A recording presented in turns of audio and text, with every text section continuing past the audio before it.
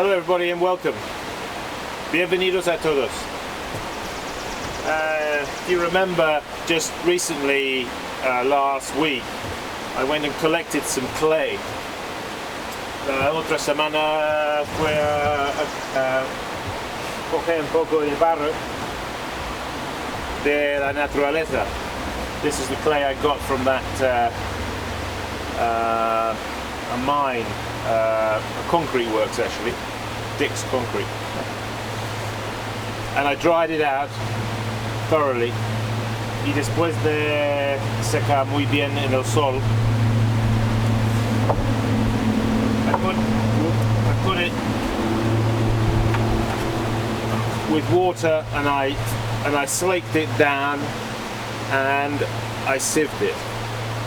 Puse yo la mezcla con agua y después paso por un tamiz. Y ahora está ya lista para sacar y poner aquí. Eso es una placa de escayola que hice yo y ahora está seco. This is a plaster bat that I made with a simple frame, and I did it on a sheet of glass.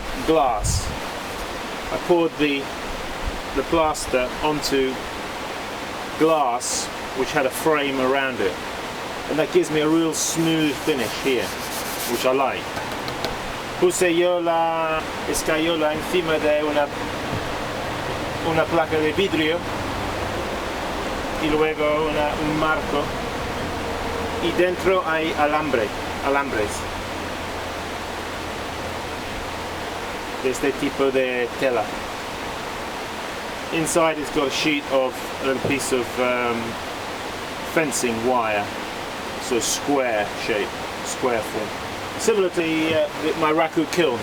You know the raku kiln? Como el horno de raku, como está hecho de fuera de alambre, así. The same, a square piece inside. Anyway, that's that. So I'm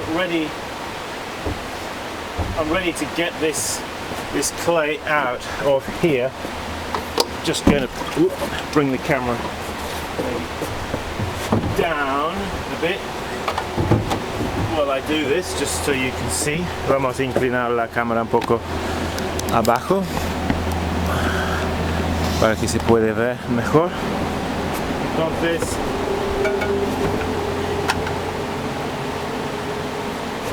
vamos a poner esto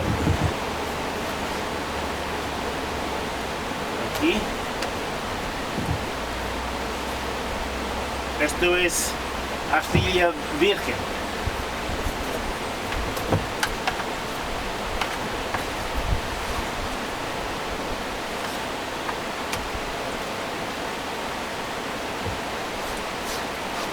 Y espero que más tarde puedo, cuando está seco, amasarlo y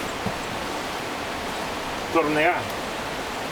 I'm hoping that later I will be able to actually throw with this.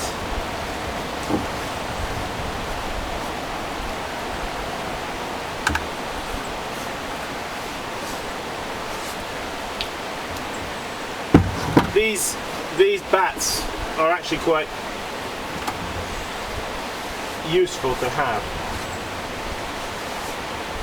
You know, when you come to reclaiming clay,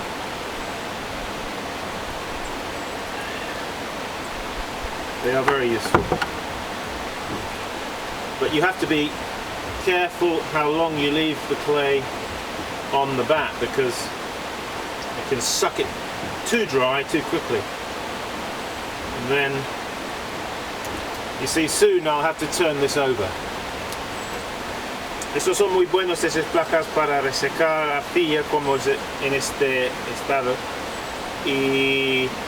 pero hay que tomar un poco de cuidado porque si no se hace demasiado seco demasiado rápido, y por los orillos por aquí se hacen duros. Entonces pronto hay que invertir todo.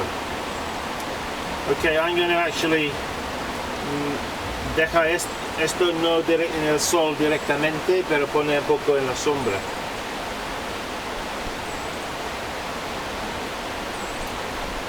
Okay, so that's that.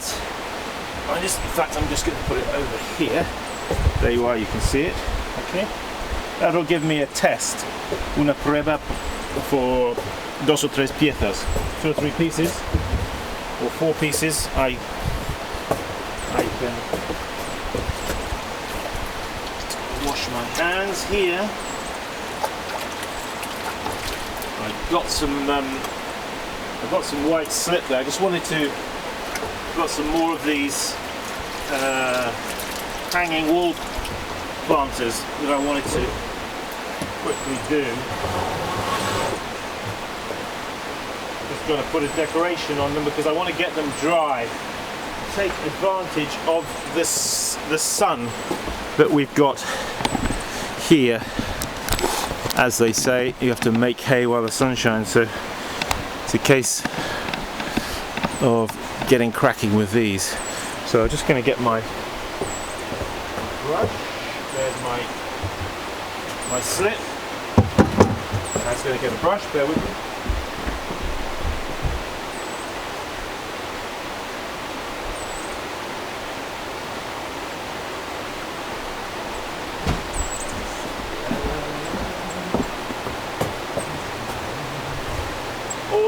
Siempre una buena idea cuando trabajas con engobe que tiene siempre una esponja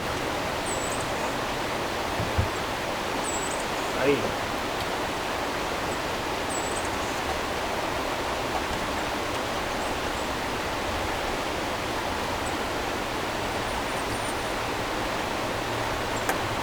Okay, let's see if we're in the picture.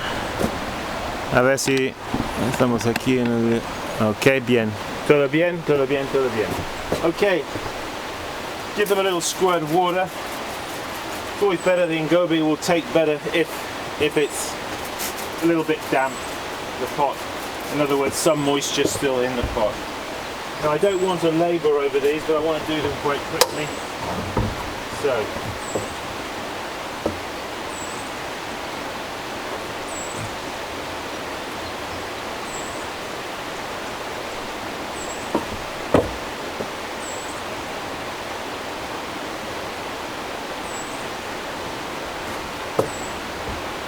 we'll do a few spirals on these.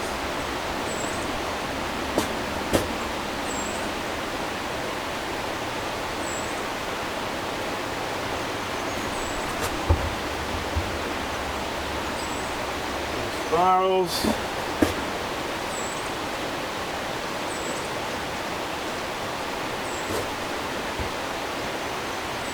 Let's do some cross hatch.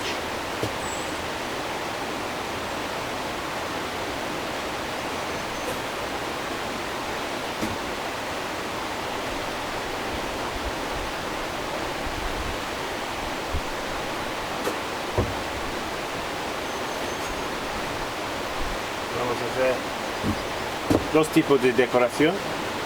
Esto que es como un caracol y esto que se llama como nuts and cruces. Okay.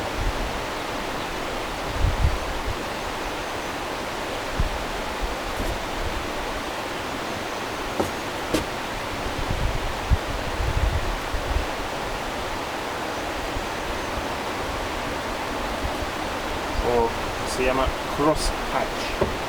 Cross hatch. La la la. Beautiful day out here in the sun.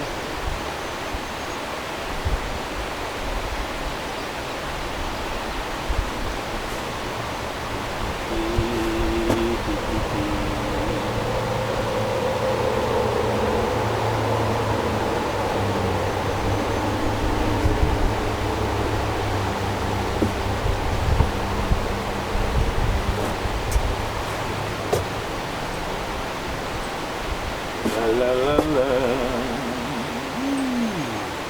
El caracol, como se dice en español. El caracol. The snail. I remember when I was in Spain, we used to go down, we had this rio, this river, It was como un río seco, but it was a wide river, and you could walk down into this river, and it was nothing but stones. But there were, amongst these stones, there were some fossilized snails, and I exaggerate not, they were that big, and they were perfectly formed spirals, just like an ordinary garden snail. But these were giant ones, and they were fossilized and just been left in this river. I guess they were millions of years old. So in Spanish they call a garden snail is simply un caracol, and these were like caracoles grandes, big snails. Interesting though. I was down there with my son, down in the river, my son Jesse, when he was small, and I remember we were with another Spanish lad, and we were looking for these caracoles. You have to look very carefully, because just looking down at stones and stones and stones, in the end you can't see anything but stones. But then suddenly this lad of about 9 or 10 years old, he found one of these snails. You have to, you look at rocks and they all look the same, but you have to turn them over and you look at them, and then he suddenly, when you turn it over, and there was this snail, he was absolutely, dumbfounded and amazed, and so were all of us. We'd actually found one, and it was a real big one. Okay, so that's the story. Caracoles and crosshatch, and a little bit of reclaiming some old clay on that plaster Paris bat, or la placa de escayola. Ok, bueno, que pasas un feliz día y sigue practicando. Keep practicing, everybody. Keep practicing. Have a good weekend.